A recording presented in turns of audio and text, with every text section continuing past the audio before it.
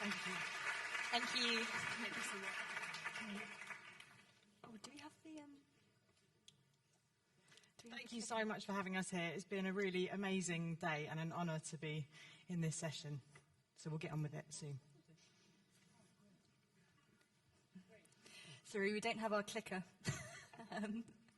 Maybe you could... okay.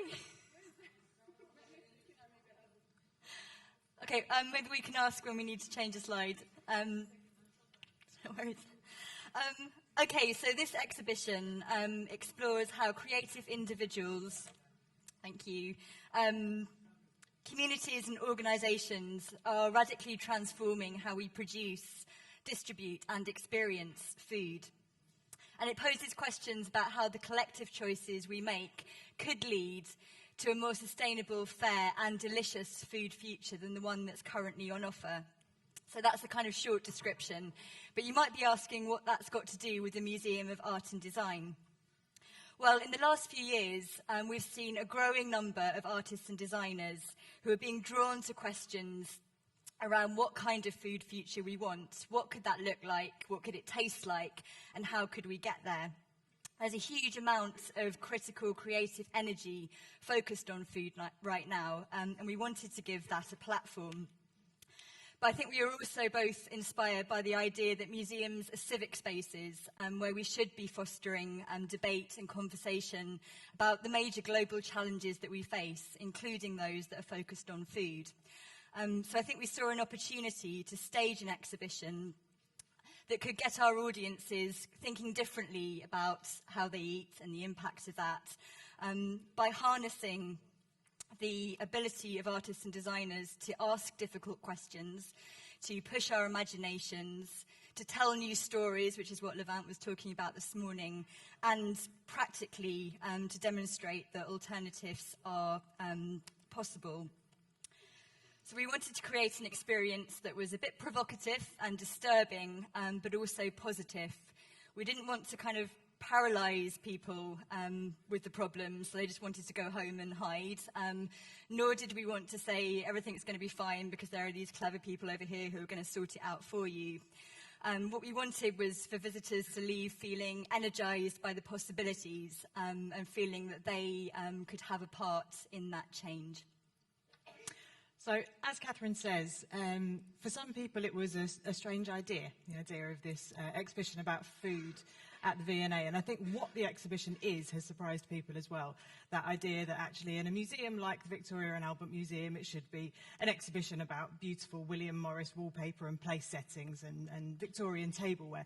But we really wanted to go beyond that and look as expansively as possible at the whole food system and think about how the different elements of it are connected to each other. So really thinking about zooming out and having a really broad perspective on what the food system is, but also about the connections between all the different elements of it.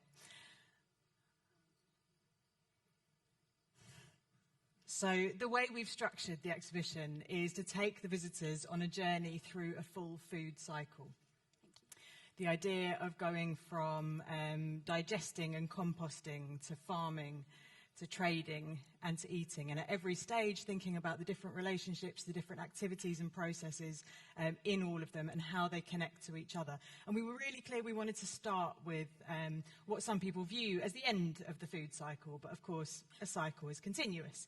We wanted to start with the idea of composting, just to remind people that they don't exist at the top of a food chain. They're part of a biological cycle, and that for every one of us who is a consumer, we are also a producer of waste. So really that was important to start with what people would view as the end. Yep. So these are the kind of 4 sections that take you through a food cycle. But the exhibition also looks at art and design itself in a very expansive way. Because food is a subject that's really attracting artists and designers who want to sort of rethink and transform and push the boundaries of their own professions. This is a kind of manifesto piece.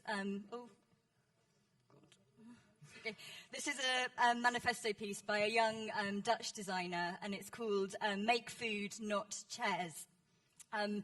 when she was a student, her class was asked to go and exhibit at the big, very prestigious furniture fair in Milan. And now that's a place where you're going to see a lot of chairs, because chairs are one of the most iconic things for industrial designers to produce. But her response was, really? Do we need more chairs? Do we really need to learn more ways to sit? And if not, what else should we design? Yeah, exactly. So her protest was to instead bake around 100 famous chair designs in bread, and that's what she exhibited. And so what she was doing really was kind of refusing to just kind of create more objects to feed an oversaturated market.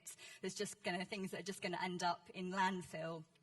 And her kind of proposition was that instead, designers have more urgent problems to be addressing, and that actually working with food as a subject and a material is a way to do that.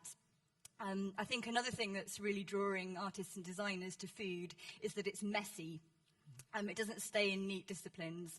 It jumps kind of boundaries between arts and science, between economy and ecology, between the everyday and the professional. So it's really encouraging quite a transdisciplinary way of working, which I think is really important because we're facing very, very complex questions, and that's going to require new kinds of collaboration and expertise. So this exhibition shows kind of designers working at a very deep level with scientists, chefs collaborating with farmers and communities. One of our artists said to us when we asked them what they'd like to be called on the label for their piece, well, I don't know, we're professional in-betweeners. Yeah. And I think that's where so much of the best kind of creative energy comes from, is those people who don't sit still. So what we're going to do is kind of just show you a few examples of these kind of ways that artists and designers are intervening in the food system. In transformative ways. Can we have the next slide?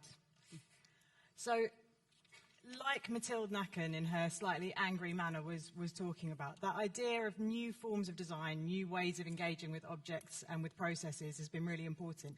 And the idea of kind of circular economies and circular design has been something that we've been quite inspired by. This was one of the most challenging projects that we have achieved in the museum, but it's also one of the... Oh, no. That one. It's also one of the most exciting. So this is a live mushroom farm that's operating inside the gallery. Now, normally you don't invite mould into a museum. So our conservators were understandably a little bit nervous when we said this was what we wanted to do. But it felt really important to have some live growing elements in it. And this was also a really good form of urban growing to showcase in the museum. So what we're doing is growing oyster mushrooms on a substrate which includes used coffee grounds from the V&A cafe. So in the museum we drink about 1,000 cups of coffee a day, and a lot of that gets sent off to become biofuel, but some of it ends up in landfill, and it's actually a really good material to be growing mushrooms on. So this is something that we're doing, and then if we can have the next slide, the coffee grounds become mushrooms, and then they're harvested by the chefs from the cafe in the museum and go back onto the menu to be served to visitors. So in cities, what we don't have is an abundance of fertile soil, but what we do have is a lot of material like waste coffee grounds. So this was a really good way of showing a form of urban growing that could work really well. Great. Could the next slide? Designers can also support biodiversity through the materials they use. Mexico has over 60 different varieties of native corn that grow in this brilliant spectrum of colours. It's not just yellow. And that's really important to Mexican culture and cuisine. And they've been developed by, Mexican farmers over kind of 10,000 years. But they're dying out now because they can't compete commercially with industrial corn that's being aggressively promoted by agribusiness. And also the monoculture techniques that come with that industrial corn have been depleting and eroding the soils, and that's led to many farmers leaving the land. So in response, Mexican designer Fernando Lapos started making this beautiful veneer from the husks of the corn that are discarded when it's harvested. And by creating a product that generates a second income from the crop, he makes it more viable for villages to start replanting the native corn. So I think this one is an amazing example of a designer not just creating a decorative product, but really kind of reweaving the relationship between people, organisms, and landscapes. He works with a seed bank, an international seed bank, and the local villages to make this project happen, but also provides jobs for people in the area who wouldn't otherwise have employment possibilities. Particularly young mothers who can't go and work in the fields because they're looking after the children. They are now actually earning better than the men. Right on. The next slide. Oh, that's the village where the farming's happening. But we're also looking at projects which are looking at cities in transformative ways. So this was the work of an LA-based artist duo called Fallen Fruit. And the project started a long time ago with the idea of how they could get people to think differently about the city that they lived in. They were very clear. In LA... No, back. In LA, nobody walks, so people don't have a kind of physical interaction with the streets that they live on. And so what they did, they had a really simple idea, which was simply to draw maps of where there were fruit trees, either on or overhanging public land, with the idea that this would get people out onto the streets to pick fruit, get free food, but interact with each other as well, and form kind of new relationships around the way that the city worked. And they've, as you can see, now drawn these maps all over the world. But the ones they've done for us, they've done 4 different neighbourhoods in London. 3 where there are an amazing abundance of fruit trees of really quite incredible varieties. But the 4th one in South Kensington, where the museum is, there aren't many fruit trees, or they're often decorative in nature. They're not actually producing fruit. So what they've done is a kind of speculative map about how that area of London could become a more productive, more generous part of the city. Yeah, I hope it will. Encouraging a bit of guerrilla planting. Yeah. Can we have the next slide? The other part of Fallen Fruit's practice is that they create these stunning patterns, which they describe as portraits in fruit of the places where they work. And they explore fruit as a cultural object that provides a very fertile way of understanding the past, but also talking about the future of a city. And this pattern covers the whole wall of one of the galleries in the exhibition, and it responds to the collections and the site of the V&A. Next slide. And it's based on images of fruit in our prints and drawings collection. But it also takes inspiration from the fact that the land on which the V&A was built was previously a site that was used for growing fruit trees and developing new varieties. In the 1850s, that agricultural activity was replaced by building a whole range of cultural institutions, museums, universities, concert halls, that really embodied a bold new vision of what a world city could be at that time. But by bringing this kind of burst of fruit back into the space, they're kind of provoking us to rethink the city once again in ways that really challenge that binary division between culture and nature, and the increasing kind of division of urban populations from growing food. So together with the maps, it's really a kind of call to action to reimagine our cities as more productive, generous and beautiful places.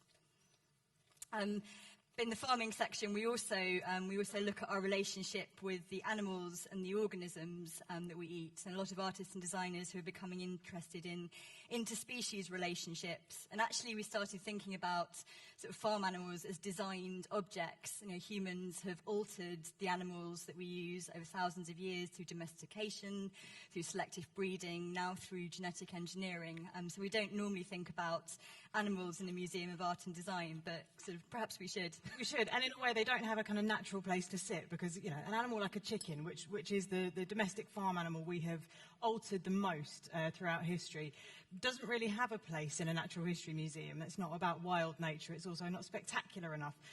So we're saying, let's look at these creatures as designed objects. And we worked with a really amazing Belgian conceptual artist called Koen van Mechelen, who's been working on a project he calls the Planetary Community Chicken Project for 20 years. It's a really good example as well, I think, of how art and design and kind of creative experiment can yield really practical results.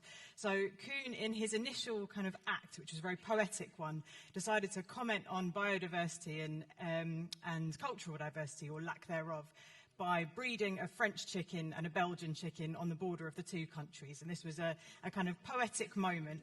But he carried on doing this, and every time he went to a new country, he would breed one of his chickens with a local chicken. And very soon the scientific community started paying attention to what he was doing and realizing that his birds were kind of unrivaled genetically. They were becoming more resilient, more disease-resistant, beautiful. And now he works with small-scale poultry farmers all over the world to inject new genetic diversity into their stock. So it's become a much more kind of political and practical project.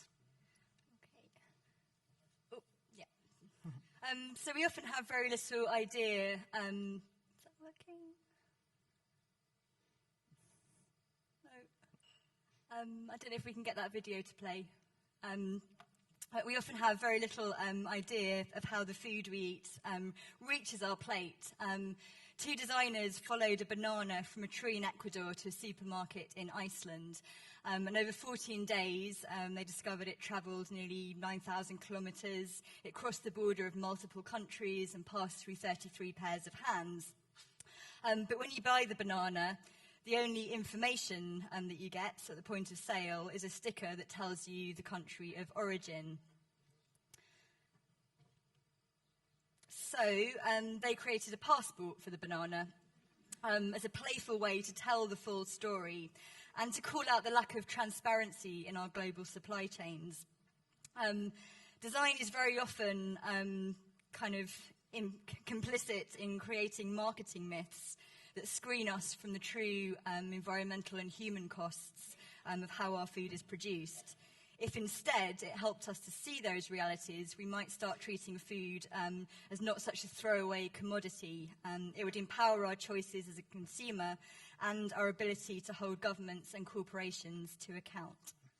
So once we're thinking about kind of how transparent we can make our supply chains and how we might critique them, then we think about what we want forms of trade to be. And this is a really lovely example of how a business, if they call it that, I don't know, a corporation can go beyond simply a drive for profit. So Company Drinks is a community arts organisation that draws on a really rich history of people going hop picking from the East End of London out to kind of rural Kent on the outskirts of London.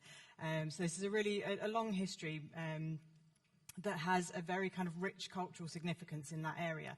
And the artists behind Company Drinks thought about how they could use that history, but work with it to imagine that kind of activity happening again with the people who now live in the area. It's a very different demographic now. So it's people often who have migrated from all over the world and often from rural environments in different countries. So there's a lot of agricultural natural knowledge and experience that exists there but doesn't get kind of tapped into in any way.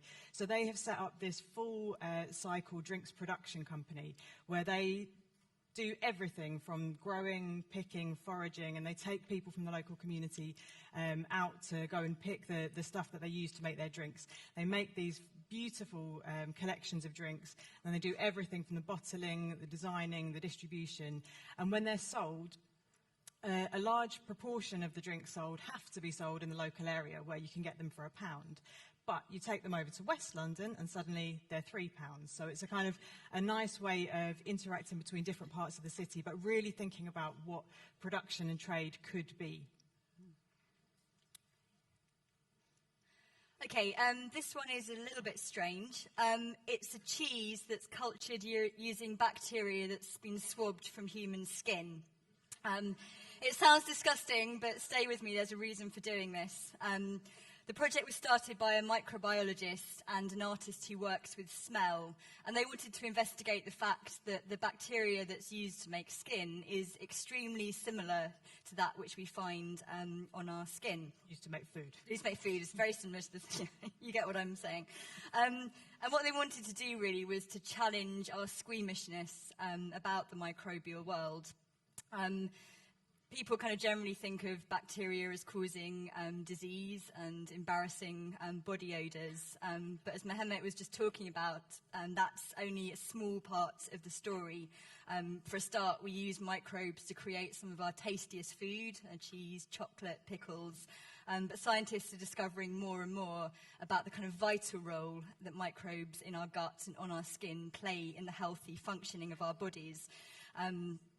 Our bodies are teeming with bacteria. You know, the statistic you just heard was kind of, you know, sort of microbial cells outnumber human ones 10 to 1. So it's kind of time we got to know a bit more about our microbial other half. So this is, it's not working again. Yeah.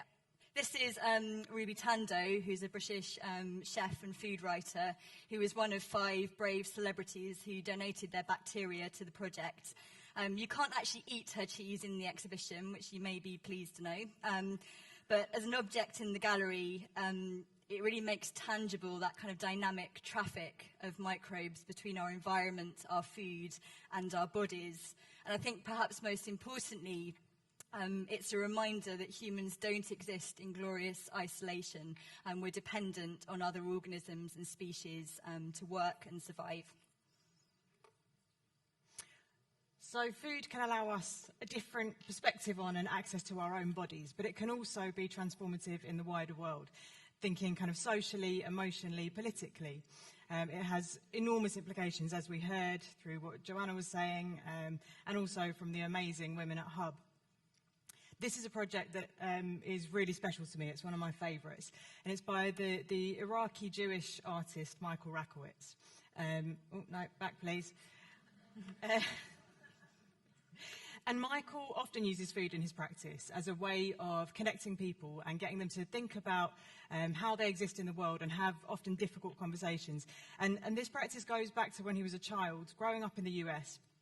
And he told me that he'd remembered watching with his brother images of his home country being bombed on CNN, and his mother watching them and saying, trying to distract her kids by saying, do you know that there isn't a single Iraqi restaurant in New York City? Isn't that amazing? And she was trying to say to them that our culture is not visible here beyond questions of war and oil. That's all that people see of what we are.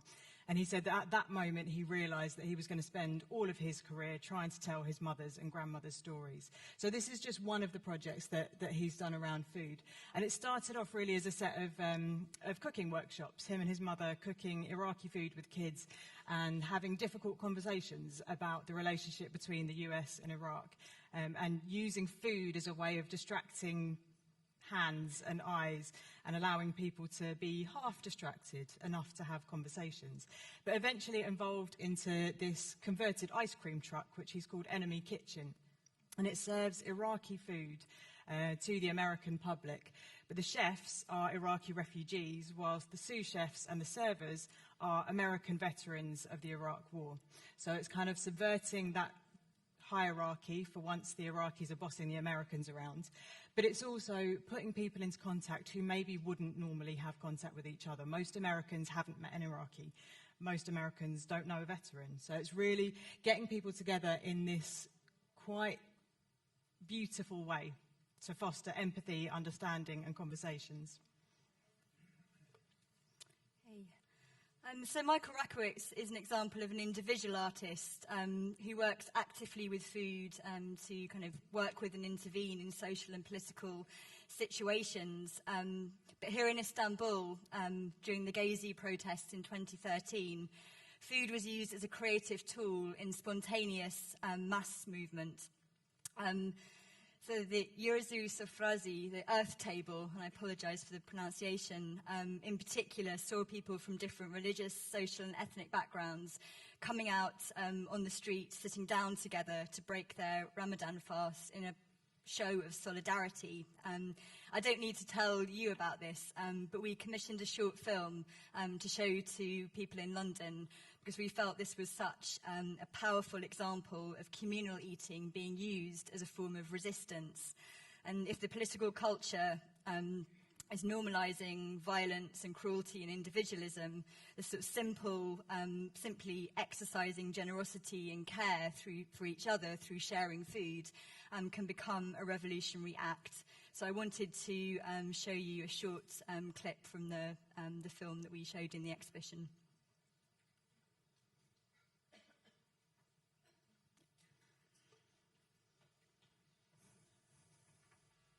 Do we have sound?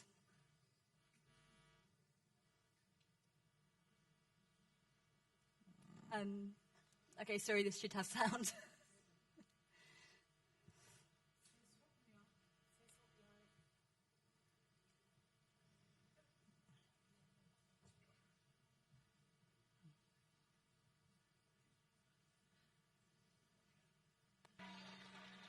Thank you.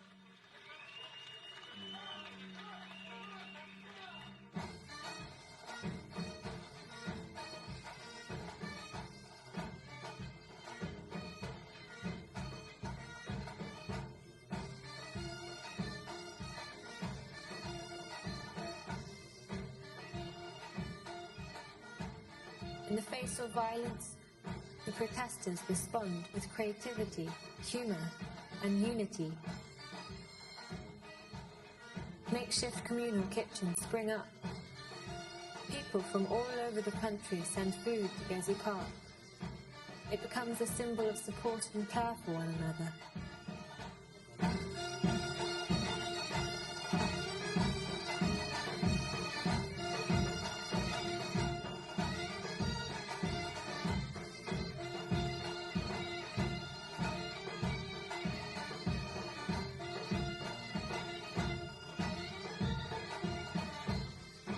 And in one of the most powerful acts of solidarity, thousands of people set aside their religious and political differences and gather in the street for the first fast-breaking meal of Ramadan.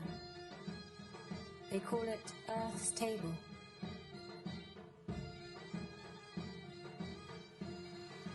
Yeryüzü sofraları yemek yemek için, karın doyurmak için yapılmıyor. Esasında yeryüzü sofraları bir felsefedir. Bir mesaj veriliyor. Geliyorsun, insanların arasına karışıyorsun. Başkalarının getirdikleriyle senin getirdiklerin birbirine karışıyor. Ortak bir halk sofrası oluşuyor. Hep beraber başlıyorsun, hep beraber bitiriyorsun. Bu felsefe aslında bir siyasettir, iktisattır, kültürdür, yaşam biçimidir. Memleketlerde, topraklarda, ülkelerde de böyle yaşamalıyız. Ayrım yapmamalıyız. Nasıl ki soframıza herkes geliyor, kurduğumuz hükümete, hizmet ettiğimiz belediyeye de herkes gelmeli.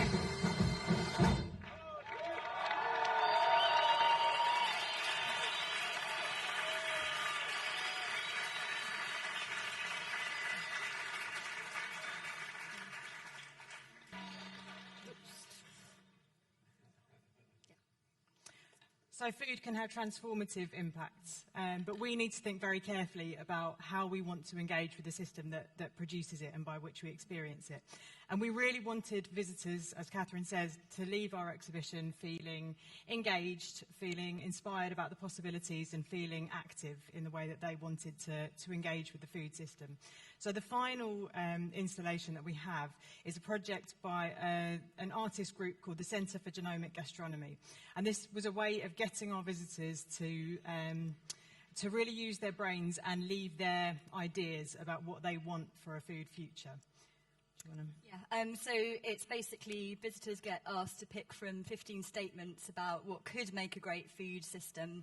And then there are 10 ingredients that are sourced from the bioregion that London sits in. So you choose your top 3, you tell us your priorities, and based on those you get back a customised snack that reflects those choices. So essentially you design your food future and you see what it tastes like. And it was really important because this exhibition wasn't about being didactic and telling people what to eat, but it was about trying to involve them in the debates. And I think, just to sort of finish, again, one of the artists we work with had this way of describing eating as a form of planetary sculpture. Whether we realise it or not, we're reshaping the world every time we eat. And if we were to do that with intention, it would be an incredibly powerful tool. It would make us all quite special designers. Thank you. Thank you.